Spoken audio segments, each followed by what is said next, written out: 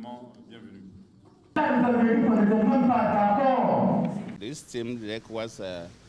Nous avons saisi l'occasion pour encourager le président de la transition de continuer à mener l'œuvre qu'il est en train de mettre en place, c'est-à-dire la bonne poursuite de la transition jusqu'à l'organisation des élections. Également, nous avons saisi l'occasion pour féliciter et encourager le président de la transition, tout ce qu'il est en train de faire avec notamment l'armée du Mali contre les terroristes. La lutte contre le terrorisme n'est pas un phénomène particulier seulement au Mali. Ça existe partout en Afrique de l'Ouest, même au-delà, en Afrique centrale. Donc nous avons encouragé le président. Je voudrais également insister sur le fait que j'ai commencé ma mission en tant que médiateur de la CEDEAO au Mali, précisément en juillet 2020. Aujourd'hui, nous sommes au mois de juillet 2022. Cela fait 2 ans donc que je viens au Mali afin d'aider le processus de transition du Mali à sortir de la transition vers l'établissement de l'ordre constitutionnel normal. Nous pouvons dire que jusqu'ici, le processus suit le chemin, c'est-à-dire qu'une loi a été adoptée par le CNT pour l'organisation des élections libres et transparentes.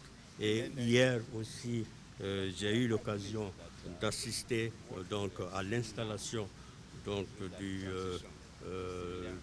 mécanisme conjoint de suivi du chronogramme. Également, j'ai été invité par le ministre de l'administration territoriale à participer à la rencontre entre justement le ministère, le gouvernement du Mali et les partis politiques. On m'a informé ce matin également que ces rencontres vont continuer. Donc la partie gouvernementale va rencontrer aussi la société civile. Tout ceci converge justement vers la bonne maintenance, l'entretien de ce processus de transition vers l'organisation d'élections libres au Mali. March 2024 will be a reality. Nous sommes allés du postulat aujourd'hui que nous sommes dans une transition. Notre souhait à nous tous, c'est d'avoir une transition inclusive, c'est d'avoir une transition qui rassemble tous les Maliens. C'est pourquoi, au nom du parti, nous avons proposé que sur les 4, qu'on puisse réserver 3 aux partis qui ne participent pas aujourd'hui à la gestion de la transition. Ça veut dire qu'ils ne sont pas membres des organes de la transition. Et 1 aux partis qui participent. Il y a des grands partis qui participent au gouvernement, tels que l'URD, tels que le CINI, tels que le MPR de Choguel Maïga. Il y a beaucoup de partis également qui ne sont pas membres. Et qu'on tienne compte également des critères de représentativité.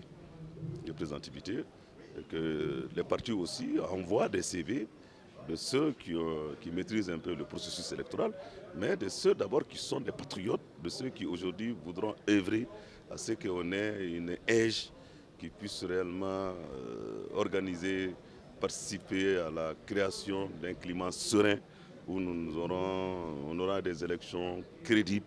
Comme je l'ai dit, il n'y a pas d'élection crédible sans élection sincère, il n'y a pas d'élection sincère sans élection transparente. Et la transparence des élections voudrait que tous les acteurs puissent participer. En fait, nous avons analysé d'abord la lettre que l'administration territoriale nous a envoyée.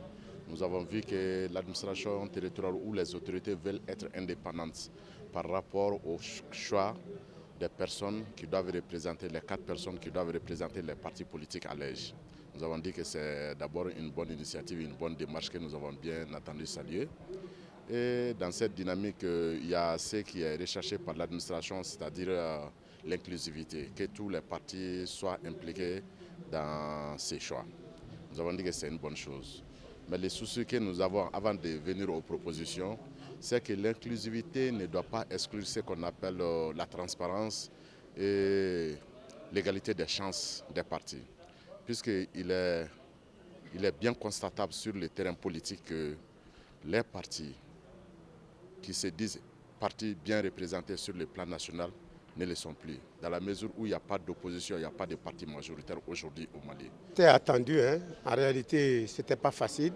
Réunir 271 partis politiques qui ont tous des ambitions pour le choix de 4 personnes où chacun espère enlever un, ce n'est vraiment pas du tout tâche facile.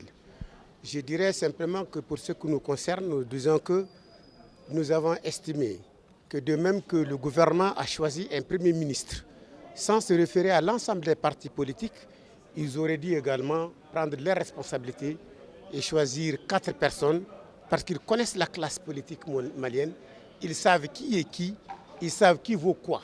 S'il n'y a pas un manège, s'il n'y a pas un piège, un artifice derrière leur tête, ils auraient dû simplement prendre les partis politiques, les forces des partis politiques qui valent.